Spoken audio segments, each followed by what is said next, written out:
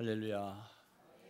법궤를 바라보는 삶 11번째 시간, 마귀의 4번째 작전에 대해서 오늘 은혜를 나누도록 하겠습니다.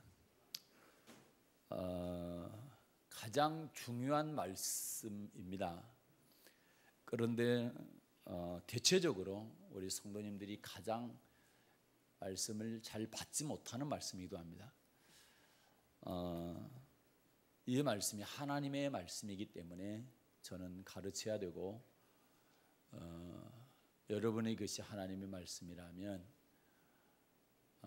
좋은 마음으로 받으시길 바랍니다. 그래서 말씀 들어가기 전에 성경 한 구절을 먼저 보고, 그리고 마귀의 4번째 작전에 대해서 함께 살펴보도록 하겠습니다. 누가복음 8장 15절을 보겠습니다. 누가복음 8장 15절입니다.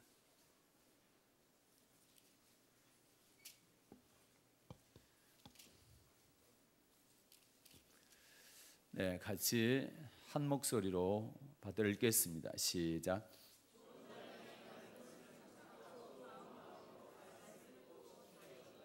것이라는 자니라. 아멘. 네, 여기 보게 되면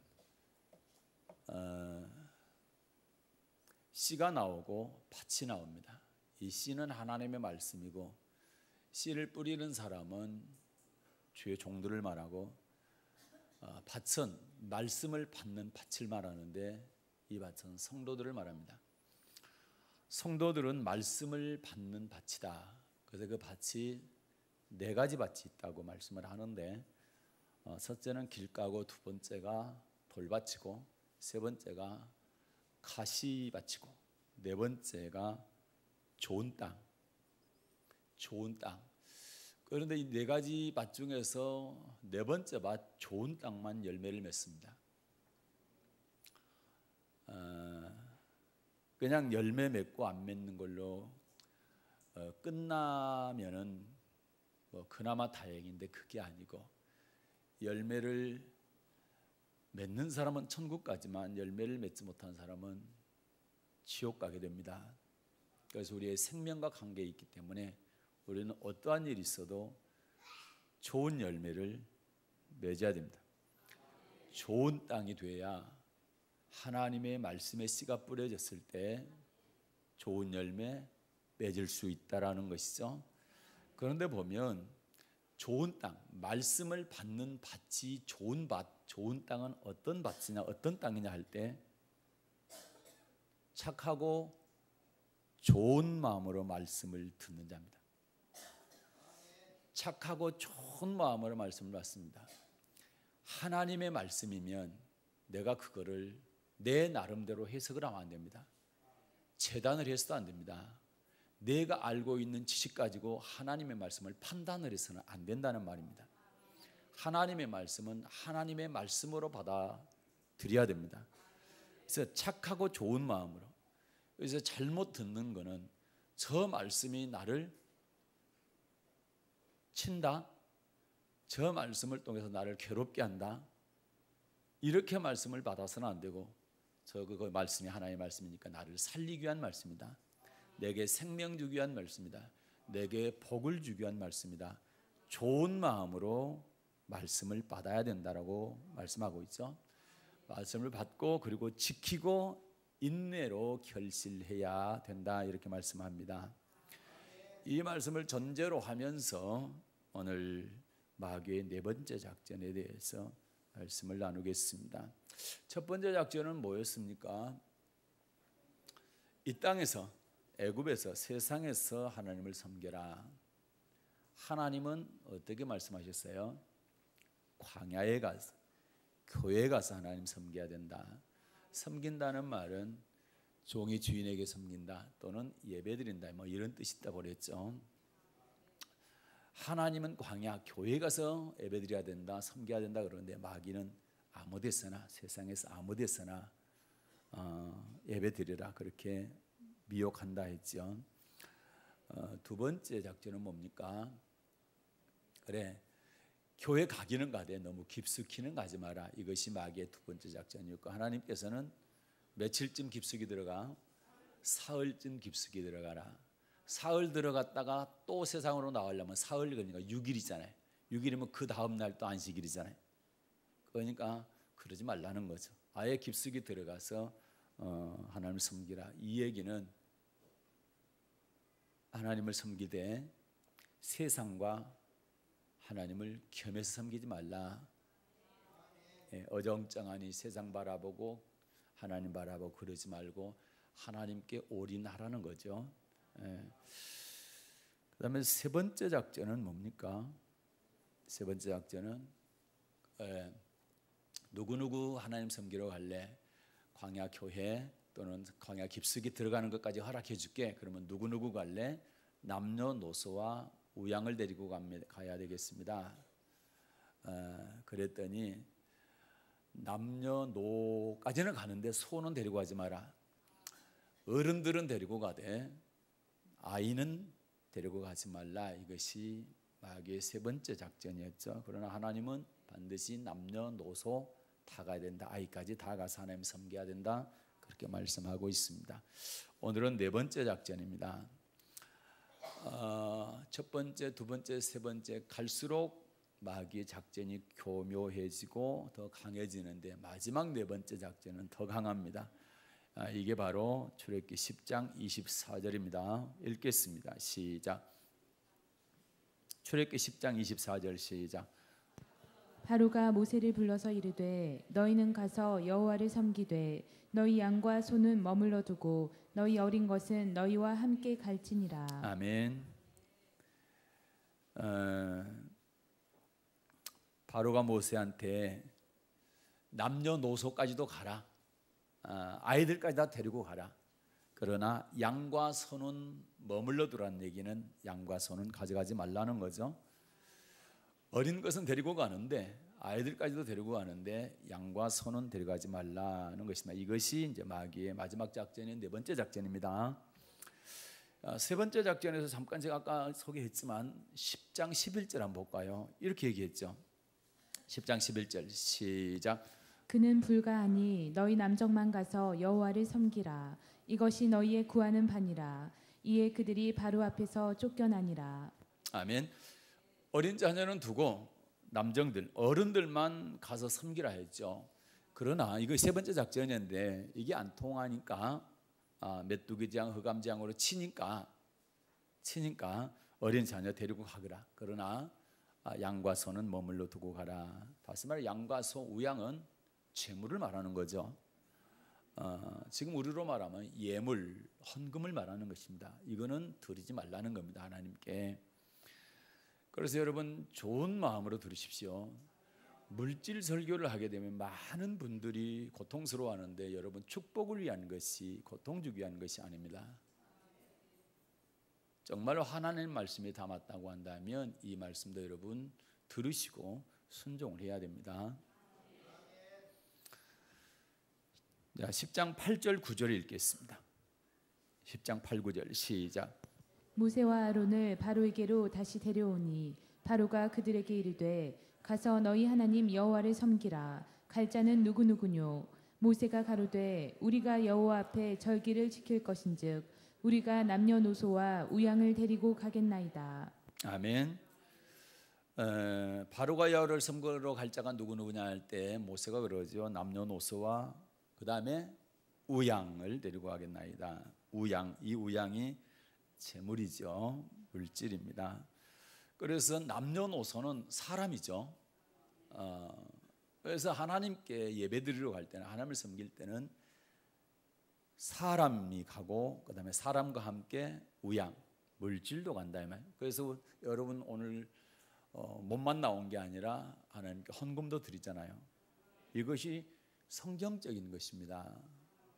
그래서 헌금 드리는 거예요. 몸도 나오지만 헌금도 드리는 거죠. 그래서 몸과 물질을 함께 가지고 나와서 예배 드리라는 것이죠.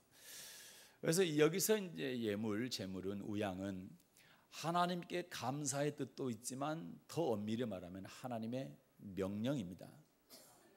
하나님의 명령인 거예요. 그래서 명령으로 받아야 되는 것입니다. 감사의 뜻이라고 한다면 감사하면 드리고 감사 안 하면 안 드릴 수 있지만 명령이라고 한다면 드려야 되는 것입니다. 내가 감사하든 감사하지 않든 드려야 되는 것입니다. 25절 26절 읽겠습니다. 출애굽기 10장 25절 26절 거기에 대한 설명을 이렇게 하고 있죠. 시작. 모세가 가로되 왕이라도 우리 하나님 여호와께 드릴 희생과 번제물을 우리에게 주어야 하겠고 우리의 생축도 우리와 함께 가고 한 마리도 남길 수 없으니 이는 우리가 그 중에서 취하여 우리 하나님 여호와를 섬길 것임이며 또 우리가 거기 이르기까지는 어떤 것으로 여호와를 섬길는지 알지 못함이니이다 하나. 아멘. 자, 모세가 가로되 왕이라도 우리 하나님 여호와께 드릴 희생과 번제물 우리에게 주어야 하겠고 하나님께 희생과 번제물을 드려야 되는데 그건 왕이라 할지라도 이건 막을 수가 없다라는 거죠. 우리는 하나님께 희생제물, 번제물을 드려야 됩니다. 그렇죠? 그리고 26절 보면 우리의 생축도 우리와 함께 가고 희생 번제를 드리게 될 때에 반드시 생축을 드린다는 거죠. 우리와 함께 하고 한 마리도 남기지 않고 다 가져가야 됩니다. 한 마리도 남기지 않고 왜 다 가져가야 되느냐? 그 이유는 26절 다시 읽을게요. 시작. 우리의 생축도 우리와 함께 가고 한 마리도 남길 수 없으니 이는 우리가 그 중에서 취하여 우리 하나님 여호와를 섬길 것임이며 또 우리가 거기 이르기까지는 어떤 것으로 여호와를 섬길는지 알지 못함이니이다 하나. 네, 이 말씀을 좀 천천히 보겠습니다. 자, 우리의 생축도 우리와 함께 가고 남녀노소 우리 몸만 가는 것이 아니라 생축 우양도 같이 데리고 가는데 한 마리도 남김없이 다 가져가야 됩니다. 그 이유가 있습니다. 이 얘기죠. 그 이유가 뭡니까? 우리가 그 중에서 취하여 우리 하나님 여호와를 섬길 것이다. 우리가 가지고 간 생축 가운데서 우양 가운데서 하나님께 제물로 드리겠다는 얘기죠. 우리가 가져간 것 중에서 하나님께 제물로 드리는데 하나님이 이 것 중에서 이 많은 것 중에서 어떤 것을 요구할지를 모른다는 거죠. 그렇기 때문에 다 가져.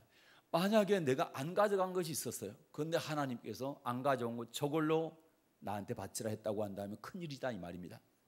그러니까 한 마리도 빠짐없이 다 가져가고 하나님께 요구하신 것 그걸 드리겠다는 겁니다. 한 마리도 남길 수 없으니 이는 그 이유는 우리가 그 중에서 취하여 우리가 가져간 것 중에서 취하여 우리 하나님 여호와를 섬길 것이며 섬긴다는 예배 드린다는 얘기죠. 또 우리가 거기 이르기까지 어떤 것으로 여호와를 섬길는지 알지 못합니다. 하나님께서 우리가 어떤 것을 요구할지 모르니까 우리는 다 가져가겠다는 겁니다. 이 많은 것 중에서 하나님이 어떤 것을 우리에게 요구할지 모르니까 한 마리도 빠짐없이 다 가지고 가야만 된다는 것이죠. 네. 다시 말해서 우리는 천국에 들어갈 때까지 하나님께서 우리에게 어떤 물질을 요구할지 모릅니다. 좀 심각해집니까? 네. 네. 심각한데 아멘 하셨어요. 네. 심각히 받아들여야 하는 거 맞습니다. 어떤 것을 요구할지 모릅니다. 우리 평생에. 네.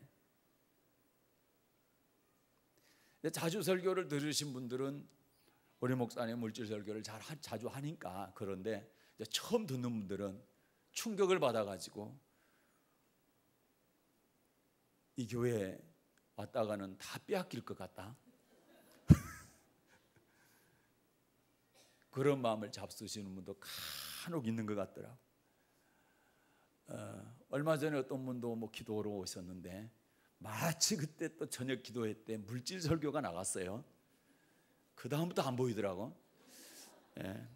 그랬는지 안 그랬는지 우연인지는 모르겠지만 상당히 민감합니다. 그러나 하나님 말씀이라면 착하고 좋은 마음으로 듣고 지키어서 인내로 결실하십시오.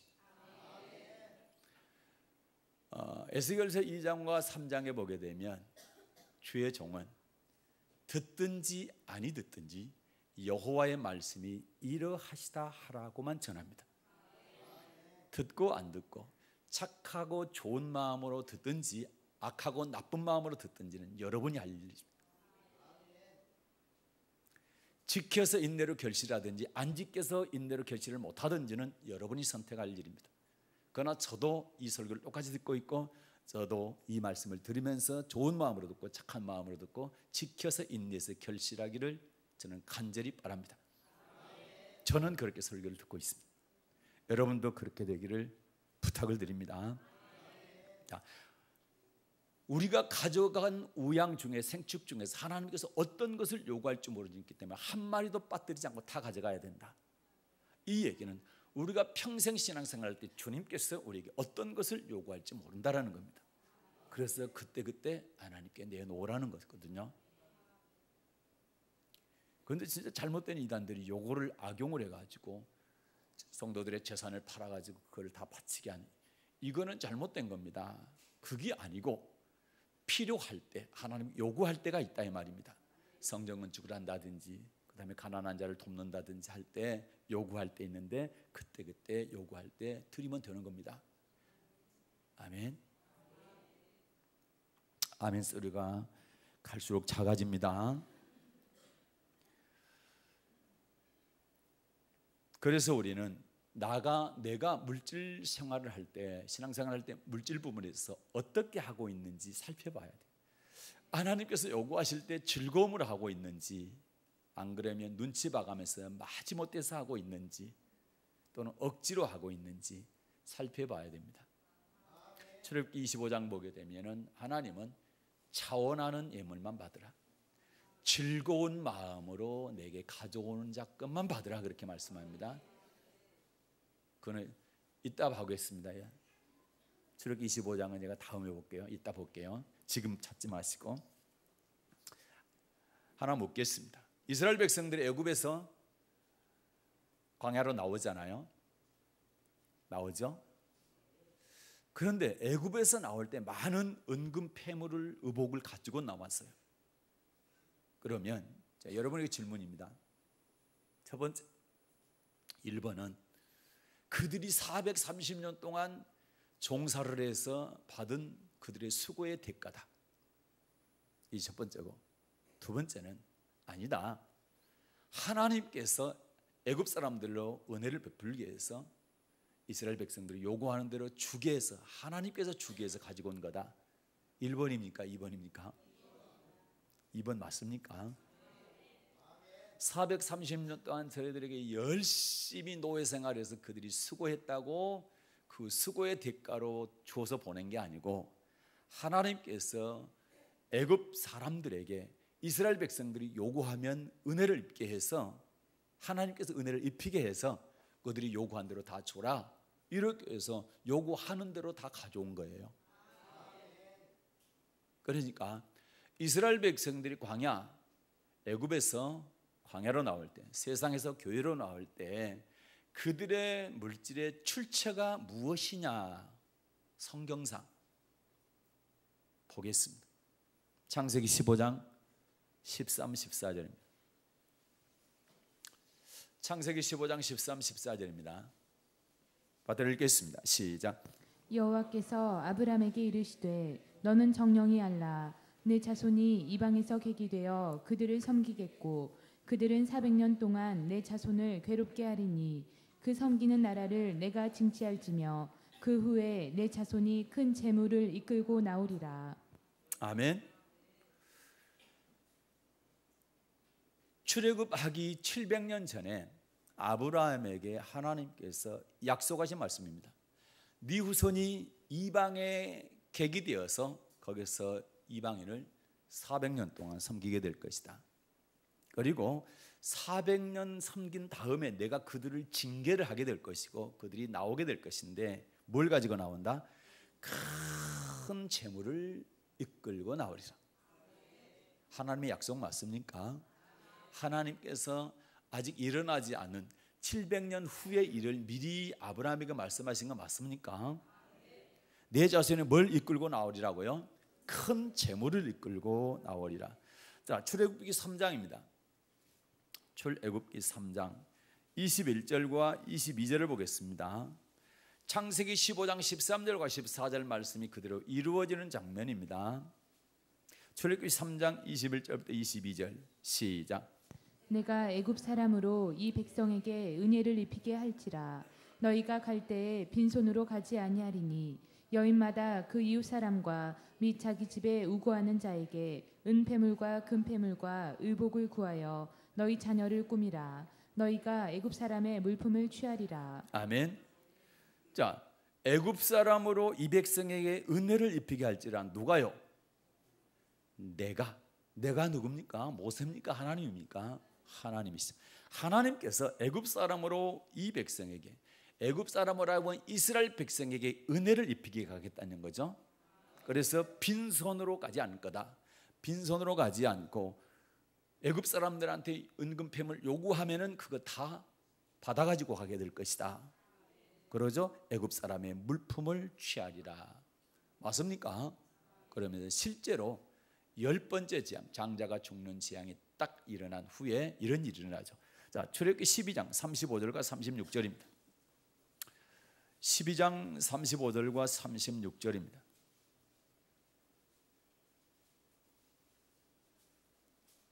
시작.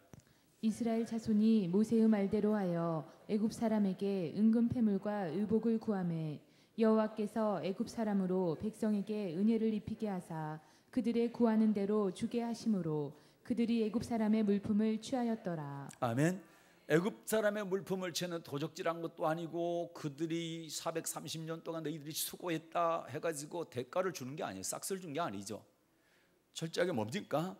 하나님께서 애굽 사람, 여호와께서 애굽 사람으로 백성에게 은혜를 입히게 해서 그들의 구하는 대로 주게 하심으로. 누가 주게 했다고요? 하나님께서 주게 하셨다고요. 이 물품을 가져온 것은 어떻습니까? 자기들의 수고의 대가가 아니죠. 철저하게 하나님께서 주게 해서 가져온 거죠. 그리고 지금하고 그때하고 다르죠. 지금은 일하면 대가를 주지만 그때 노예들은 주인이 죽이든 살리든 알아서 했습니다. 아예 물건 취급한 거죠. 지금처럼 뭐 인권이 있다 뭐가 있다 그런 게 아니잖아요. 그런데 그들에게 노동력이 없어지는데 그들에게 은금 폐물까지 주어가면서 곱게 보낼 리가 없죠. 하나님께서 하게 하니까 할 수 없이 하는 거지. 그러니까 이걸 따지고 보면 이스라엘 백성들이 많이 가지고 나온 큰 재물을 이끌고 나왔는데 그것은 하나님께서 주신 거죠. 하나님께 주게 하신 거기 때문에 그 출처가 하나님이다 이 말입니다. 맞습니까? 우리가 예수님을 주님이라고 그러잖아요. 주는 그리스도시고 살아계신 하나님의 아들입니다 라고 고백하잖아요. 예수님을 주님이라고 고백할 때 그 고백의 의미가 뭡니까? 주님을 주님이라고 고백할 때 그 고백의 의미가 뭐예요? 내 생명도 주님 것입니다. 제 시간도 주님 것입니다. 내 자녀도 주님 것입니다. 내 물질도 주님 것입니다. 내게 속한 모든 것의 주인이 주님이십니다.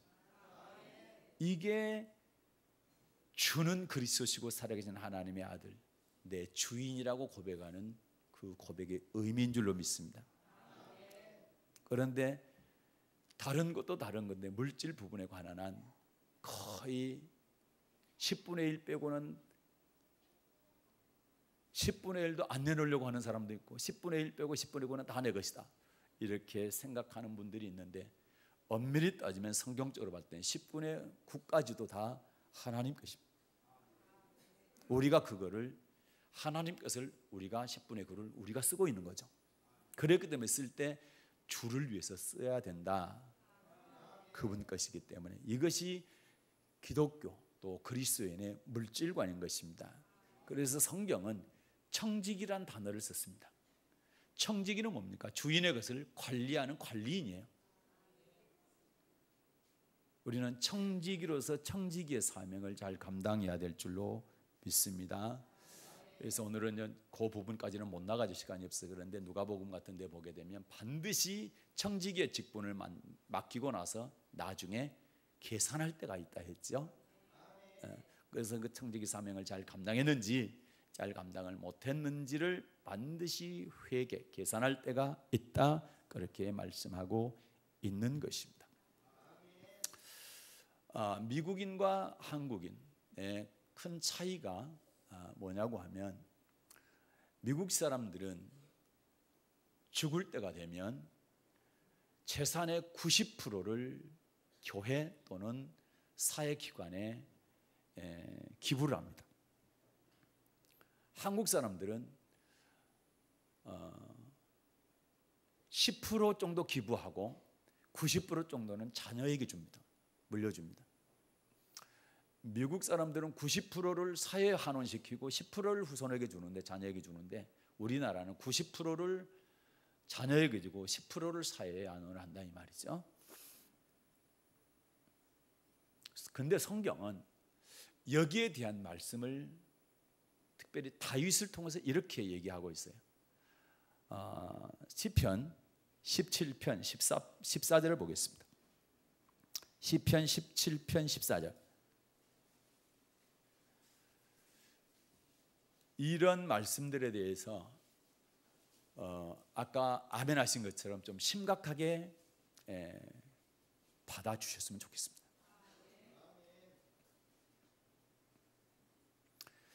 시편 17편 14절입니다. 시작.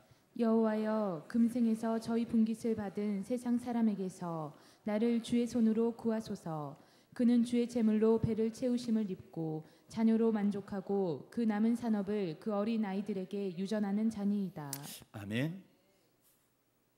다윗은 금생에서 저희 분깃을 받은 세상 사람에게서 나를 주의 손으로 구하소서. 하나님께 주신 재물을 하나님께 드리지 않고 이 땅에 나와 내 자녀에게 이렇게 물려주는 사람들의 손에서 나를 구원해 달라는 얘기는 나는 그렇게 하지 않게 해달라는 거죠. 왜 그런 거 아니? 여러분, 금생에서 이미 자기의 분깃을 다 받아버리기 때문에 그렇습니다. 이 땅에서 다 받아버리면 하늘에서 받을 것이 없다라고 예수님께서 말씀하시죠. 내가 이 땅의 재물을 가지고 이 땅에서 다 썼어요. 그리고 하늘에 쌓지를 않았어요. 그러면 하늘에서 내게는 보화가 하나도 없다라는 얘기입니다. 하늘에서는 받을 게 없다라는 뜻이 됩니다. 다윗이 그것을 알았기 때문에, 자, 다른 사람들은 보니까 재물을 가지고 자기 배를 채우고 자녀들이 그걸 상속합니다. 그런데 하나님, 나는 저 사람들처럼 하지 않도록 저들과 다르게 나를 저들에게서 구원해 주십시오. 나는 이 땅에 또는 자녀에게 재물을 물려주지 않고 하나님께 드리기를 원합니다. 다윗은 실제로 그렇게 했어요, 안 했어요? 그는 전 재산을 성전 건축하는 데 바쳤어요. 우리는 하나님께 바치고 나면 거지돼 가지고 아무것도 없이 못 먹고 굶어 죽을 것 같은데, 성경은 역대상 29장에서 다윗은 늙도록 부하고 귀하게 살다가 자기 아들인 솔로몬에게 왕권을 계승해 줬습니다. 그런데 솔로몬은 잘 아는 것처럼 다윗의 아들인데 그 전에도 그 후에도 솔로몬보다 더 부귀영화를 누린 사람이 없습니다. 다윗이 솔로몬에게 성경적으로 봤을 때는 돈을 물려줬다, 재산을 물려줬다는 말씀이 단 한 구절도 없습니다. 오직 유언하기를 너는 여호와의 율법을 지켜 행하라. 또 하나는 성전을 건축해라. 다윗 성전 건축할 수 있는 모든 설계도를 그려주고, 그리고 성전 건축할 수 있는 물질들을 다 드렸습니다. 그러고 나서 솔로몬에게 너는 두려워하지 말고 하나님의 전을 건축해라. 하나님의 전을 건축할 때 하나님께서 너와 함께 하실 것이다. 그리고 너는 반드시 여호와의 율법을 잘 지켜 행하라. 그러면 너의 왕위가 자손 대대로 끊이지 않게 될 것이다. 자손 대대로 복을 받게 될 것이다. 이 말을 하거든요. 이 얘기가 다윗은 하나님께 드리고 자기는 가진 게 없었지만 하나님께서는 늙도록 부하고 귀하게 살다가 자기 아들에게 왕위를 물려줬고 그 아들은 최고의 부귀영화를 누리는 자로 살았다는 겁니다. 그러면 이 말씀을 이제 알게 되면 마태복음 25장의 달란트 비유에 대해서 이해가 됩니다. 달란트 비유, 내가 5달란트를 받았다, 2달란트를 받았다, 1달란트를 받았다, 사람마다 다 다릅니다. 그러나 거기서 보게 되면 5달란트 받은 자와 2달란트 받은 사람은 5달란트 남겼고 2달란트는 남겼습니다. 그러나 1달란트 받은 사람은 묻어두고 1달란트 그대로 가져왔죠. 남겼다는 얘기는 무슨 얘기냐? 하늘에 쌌다는 얘기예요. 5달란트를. 그런데 내가 지금 5달란트를 또 갖고 있는 거예요. 그러면 5달란트를 하늘에 쌓기 때 하나님께 드렸기 때문에 없어져야 맞잖아. 내 손에 아무것도 없어야 되잖아요. 그런데 5달란트를 가져왔다 말입니다. 그게 달란트를 남기는 비유입니다. 하나님께 드렸는데 그대로 있는 거예요. 그리고 먹고 마시고 입고 썼는데도 그대로 있는 거예요. 이것이 달란트 비유의 비밀이고 축복인 것입니다. 그런데 한 달란트 받은 자는 하나님께 안 쌌죠? 그런데 지금 갖고 있는 게 딱 1달란트, 하나님께 주신 그대로죠? 하나님 뭐라 합니까? 악하고 게으른 종아, 그리고 그를 결박해 서 바깥 어두운 데 내어 쫓아 지옥 보냈단 말입니다. 굉장히 중요한 말씀이기 때문에 심각하게 받아들이시라 할 때 아멘 하는 것이 맞는 겁니다. 그런데 많은 분들이 물질 설교에 대해서 굉장히 거부감을 갖고 있고 두려워합니다. 그러나 절대 그래서는 안 됩니다. 하나님의 말씀은 명령으로 받아야 됩니다. 착하고 좋은 마음으로 받으시고 지키시고 인내로 꼭 결실해서 주님의 기쁨이 되고 주님께 인정받는 믿음의 사람 되기를 주님으로 축복합니다. 다윗은 금생에서 이미 자기 분깃을 받아 자녀들에게 물려주고 자기만 위해서 이렇게 사는 사람들처럼 하지 말고 나는 그들에게서 나를 구원해달라는 얘기는 나는 자녀에게도 안 물려주고 나는 이 땅에도 안 남기고 하나님께 드리겠다는 거예요. 왜? 이 땅에다 쌓게 되면 하늘에서 내가 받을 게 아무것도 없기 때문에요. 맞습니까? 우리는 어디에 속한 자입니까? 혹시 하나님께 받은 물질로 나의 배를 채우고 자녀들을 만족해 하고 자녀에게 유전하는 자 혹시 아닙니까?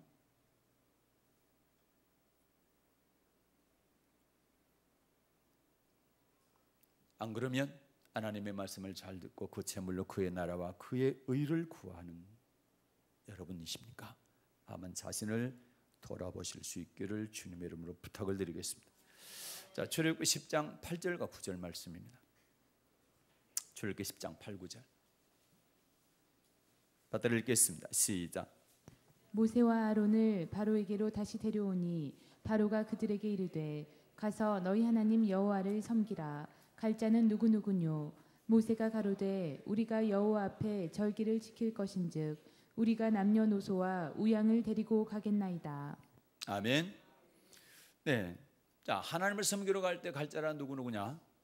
남녀노소와 우양입니다. 그러면 남녀노소는 무엇이고 또 우양은 무엇이냐라고 할 때 창세기 4장에 보게 되면 가인과 아벨의 제사에 대한 말씀이 나오죠.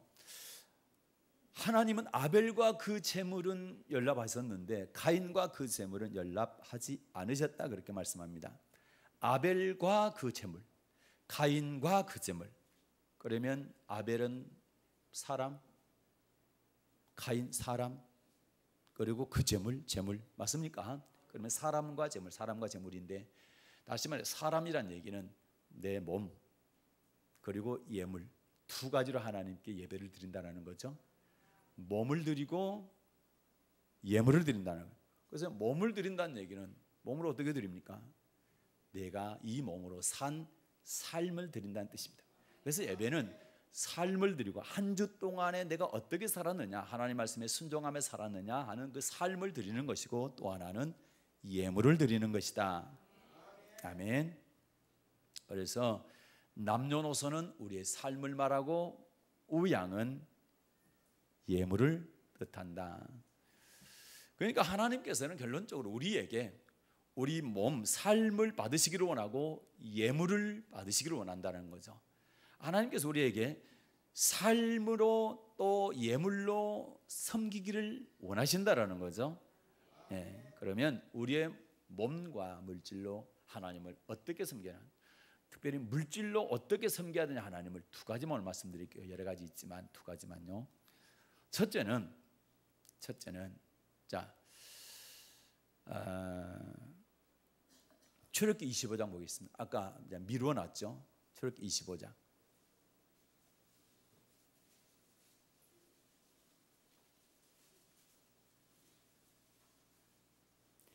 자, 1절부터 8절입니다.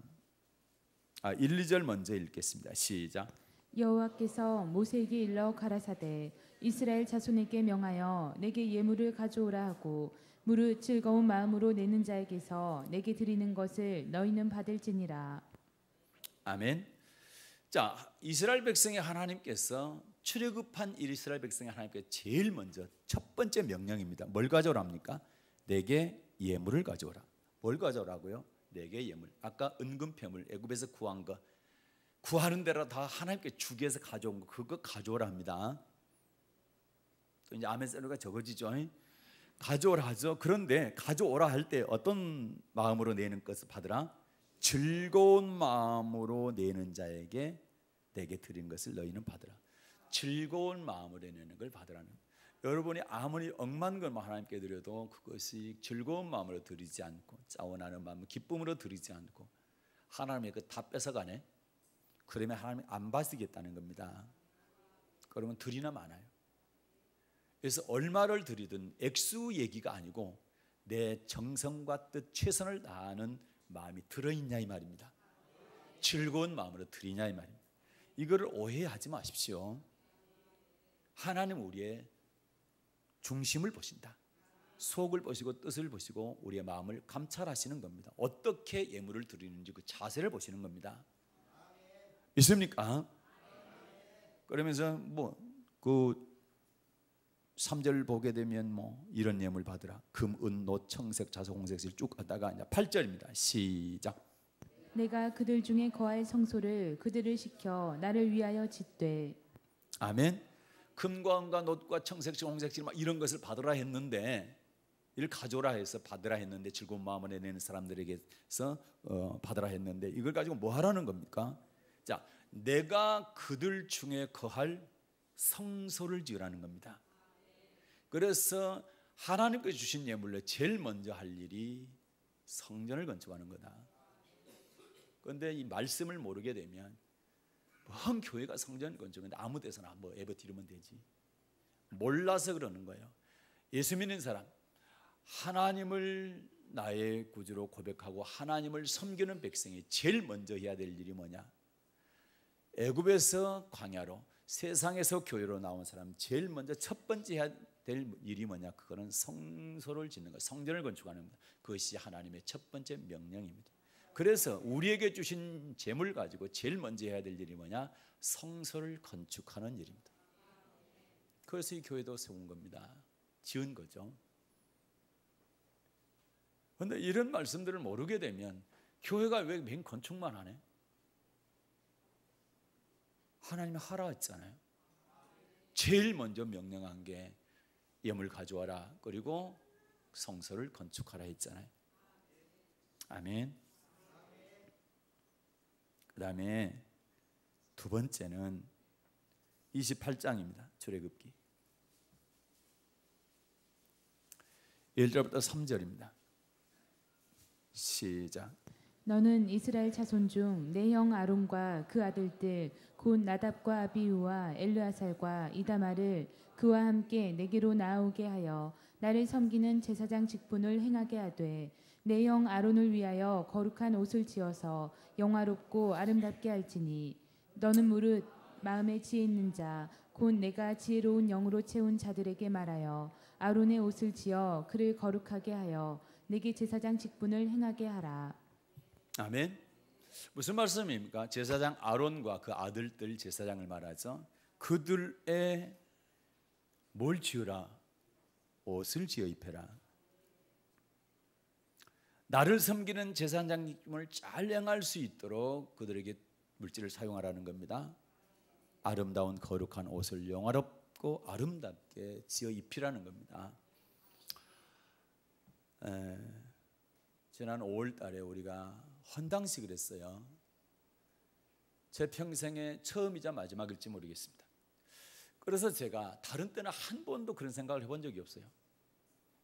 새 옷을 입어야 되겠다라는 생각을 한 번도 해본 적이 없습니다. 그러나 이번만큼은 이 말씀 때문에 성전을 짓고 두 번째, 첫째가 성전 지으라고 두 번째가 제사장 옷 입히라는 건데 은근히 속으로 우리 성도들 가운데 혹시 저한테 옷을 지어 입힐 사람이 있지 않을까 생각을 했어요. 죄송합니다. 솔직한 마음입니다. 제가 이 말씀 때문에 그랬습니다. 이 말씀 때문에. 그래서 제가 한번 얘기를 했는데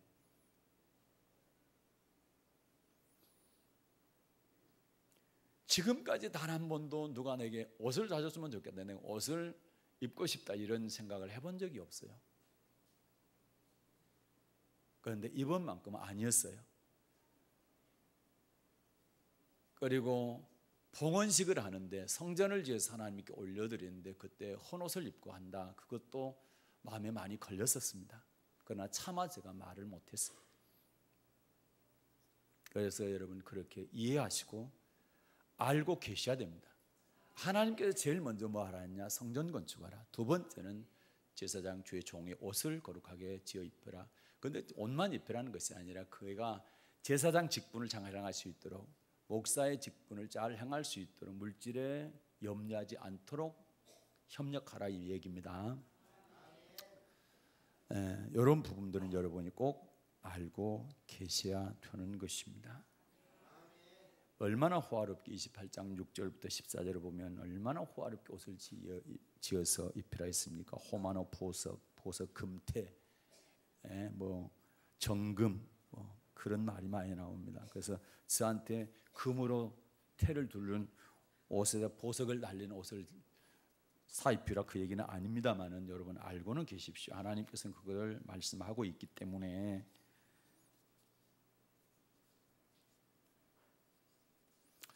빌립보서 4장을 보겠습니다. 오늘 서신서 읽었죠. 10절 볼게요. 제가 누누이 오늘 부탁드립니다. 착하고 좋은 마음으로 이 말씀 받으시고 지키시고 인내로 결실하십시오. 하나님의 말씀이기 때문에 그렇습니다.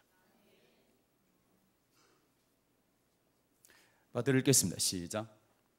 내가 주 안에서 크게 기뻐함은 너희가 나를 생각하던 것이 이제 다시 싹이 남이니 너희가 또한 이를 위하여 생각은 하였으나 기회가 없었느니라. 아멘. 바울이 크게 기뻐했는데 기뻐한 이유가 뭡니까? 빌립보 교인들이 바울을 생각하며 섬기던 그 일이 다시 뭐 했대요? 싹이 났기 때문이다. 다시 싹이 났다. 잊어버리지 않았다는 얘기죠. 전에 섬겼는데 다시 싹이 났다는 얘기는 또 섬기고자 하는 마음이 일어났다는 얘기죠. 그것 때문에 바울이 기뻐했다라는 거죠. 우리 사랑의 언약교회 성도들도 이런 다시 싹이 나기를 주님의 이름으로 부탁을 드립니다. 자, 11절부터 14절입니다. 바울이 가장 괴로웠던 게 뭘까? 11절부터 14절 시작. 내가 궁핍함으로 말하는 것이 아니라 어떠한 형편에 든지 내가 자족하기를 배웠노니 내가 비천에 처할 줄도 알고 풍부에 처할 줄도 알아. 모든 일에 배부르며 배고픔과 풍부와 궁핍에도 일체의 비결을 배웠노라. 내게 능력 주시는 자 안에서 내가 모든 것을 할 수 있느니라. 그러나 너희가 내 괴로움에 함께 참여하였으니 잘하였도다. 아멘. 바울의 가장 큰 괴로움이 뭐였을까? 궁핍입니다. 물론 본인이 천막을 지으면서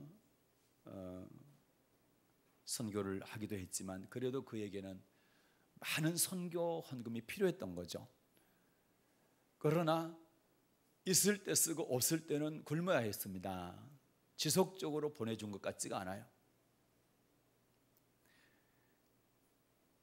그래서 그것 때문에 가장 외로웠고 힘들었던 부분이 뭐냐, 괴로웠던 것이 뭐냐, 물질 부분이라는 거죠. 그러나 바울은 철저하게 그 비결을 배웠다.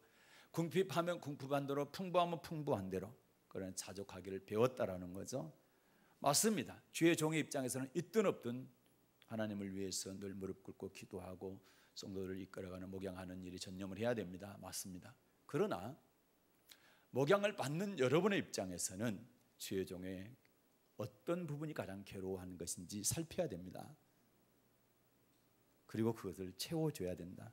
14절 다시 읽을게요. 14절 시작. 그러나 너희가 내 괴로움에 함께 참여하였으니 잘하였도다. 아멘. 내 괴로움에 함께 참여하였으니 잘하였도다. 주의 종의 괴로움에 참여하는 것은 참 잘하는 겁니다. 그런데 이런 것을 고깝게 생각하고 돈을 좋아한다, 뭐한다 이렇게 생각하면 안 되는 겁니다. 그래서 착하고 좋은 마음으로 말씀을 받으라는 겁니다. 이렇게도 말씀드렸는데도 불구하고 오늘 이 설교 이후에 우리 목사님은 돈을 좋아해? 물질 설교를 너무 자주 해? 이런 불상사가 안 일어나기를 부탁을 드립니다. 하나님의 말씀이 아니면 버리십시오. 그러나 하나님의 말씀이라면 취해야 됩니다. 저는 이 강단에서 하나님 말씀 아닌 것은 절대로 선포하지 않기로 17년 전에 선포하고 여러분에게 회개함을 드리고 여러분에게 회개함을 드린 게 아니죠. 여러분 앞에서 제가 그 얘기를 하고 하나님께 회개함을 드리고 그 이후로 지금까지 애쓰고 힘쓰고 발버둥칩니다. 하나님 말씀 아닌 것을 안전하려고 성경만 읽어주려고 발버둥을 칩니다. 그리고 하나님 말씀이 우리를 천국으로 인도하기 때문에 어떤 어려운 말씀이라도 저는 여러분에게 가르쳐야 됩니다. 여러분이 듣기 좋아하든 듣기 싫어하든 그거는 상관없습니다. 하나님께서 하라는 말씀은 내가 선포해야 되기 때문에 그렇습니다. 그래서 좋은 마음으로 착한 마음으로 말씀을 받으시기를 다시 한번 강력하게 부탁을 드립니다. 자, 너희가 내 괴로움에 함께 참여했으니 잘하였도다. 잘했다는 겁니다. 그러면서 주의 종을 권계했을 때, 주의 종의 물질의 괴로움에 함께 했을 때 하나님께서 어떤 복을 주시는가? 18절 19절입니다. 어떤 유익을 주시는가? 18, 19절 시작. 내게는 모든 것이 있고 또 풍부한지라 에바브로 디도편에 너희의 준 것을 받음으로 내가 풍족하니 이는 받으실 만한 향기로운 제물이요 하나님을 기쁘시게 한 것이라. 나의 하나님이 그리스도 예수 안에서 영광 가운데 그 풍성한 대로 너희 모든 쓸 것을 채우시리라. 아멘. 주의 종을 공개했을 때 세 가지 유익을 말씀하고 있습니다. 첫째는 주의 종을 공개하는 일은 만군의 요 하나님을 기쁘시게 하는 것이다. 주의 종을 공개했는데 하나님을 기쁘시게 하는 것이다. 하나님을 기쁘시게 하는 일이라면 해야 되지 않겠습니까? 또 두 번째는 이 예물은 주의 종한테 바울한테 드린 예물이지만 하나님께서 받으실 만한 향기로운 제물이다. 하나님께서 받으신다는 겁니다. 바울이 받지만 하나님께서 받으신다 이렇게 말씀하고 있죠. 이거 두 번째 유익이고 세 번째는 뭡니까? 주의 종을 먼저 섬기게 되면 그 풍성함을 따라 우리의 모든 쓸 것을 채워주시겠다고 약속했습니다. 주의 종을 섬기고 나니까 내가 뭐가 부족할 것 같은데 그것을 반드시 하나님께서 풍족하게 채워주시겠다. 모든 쓸 것을 채우시겠다 약속하셨죠. 네. 믿습니까? 이런 축복을 받기를 축복합니다. 그러면 우리 어떻게 해야 되냐? 다시 빌립보서 10장 14절입니다. 4장 10절입니다. 4장 10절 여기를 읽고 마치도록 하겠습니다. 4장 10절 시작. 내가 주 안에서 크게 기뻐함은 너희가 나를 생각하던 것이 이제 다시 싹이 남이니 너희가 또한 이를 위하여 생각은 하였으나 기회가 없었느니라. 생각은 하였으나 기회가 없었느니라. 생각은 하였으나 기회가 없었느니라. 기회가 없었느니라의 동그라미를 치시고 여러분 우리 삶을 사는데 내가 하나님을 섬기는데 기회가 있을 때 잘하십시오. 기회가 없을 때가 옵니다. 내가 아무리 성전을 건축하고 싶어도 성전을 건축할 수 없을 때가 오고, 내가 아무리 주의 종을 섬기고 싶어도 주의 종을 섬길 수 없을 때가 온단 말입니다. 그 기회가 주어질 때 잘하시라. 기회는 놓치면 안 됩니다. 기회는 있을 때 잡아야 되는 것입니다. 기회 다음에 오겠지. 이 기회가 다음에 할게, 내일 할게, 다음에 할게, 내일 할게, 다음에 할게, 평생 내게 그 기회가 안 올지 모릅니다. 오늘 밤에 내 영혼을 취하시면, 다시 찾으시면 이것이 누get이 되겠냐? 그럴 수도 있고, 또 내 형편과 사정들이 나빠져서 정말로 주님을 섬길 수 없을 때가 있을 수도 있고, 뜨거운 날 갑자기 내가 쓰러져서 말을 못할 수도 있고 움직이지 못할 수도 있고 어떤 상황이 일어날지는 모릅니다. 그렇게 돼서는 안 되겠지만, 항상 기회가 주어지면 좋겠지만 우리 인생은 장담할 수가 없는 것입니다. 오늘 아침에 인사하고 나간 자녀가 오후에 죽음이 되어서 아침에 잘 다녀오겠습니다, 수학여행 갔던 아이들이 물속에서 수상될 줄을 누가 알았어요? 어떤 부모가 알았단 말입니까? 우리는 장담할 수가 없는 겁니다. 그래서 지금 잘해야 되는 겁니다. 기회 있을 때, 기회가 주어졌을 때, 내일로 미루지 마시고 다음으로 미루지 마시고 자꾸 기회를 미루지 마십시오. 놓치지 마십시오. 아무리 하고 싶어도 못할 때가 있음을 꼭 기억하시기를 바랍니다. 성전 건축할 수 있을 때 성전 건축하시기를 바라고, 주의 종을 섬길 수 있을 때 섬길 수 있기를 주님의 이름으로 부탁을 드립니다. 마귀의 네 번째 작전, 양과 선은 머물러 두고 아이들까지 사람만 가서 섬기라. 이 말씀에 절대로 미혹되지 않고, 여러분 이 말씀에 내가 싸워서 이겨서 기회 있을 때 성전도 건축하고 주의 종도 섬기고 하나님의 기쁨이 되고 하나님께서 받으실 만한 향기로운 제물, 그리고 모든 쓸 것을 채움받는 풍성해진 여러분 되시기를 주님의 이름으로 축복합니다. 오늘 신한 하나님 아버지 감사합니다.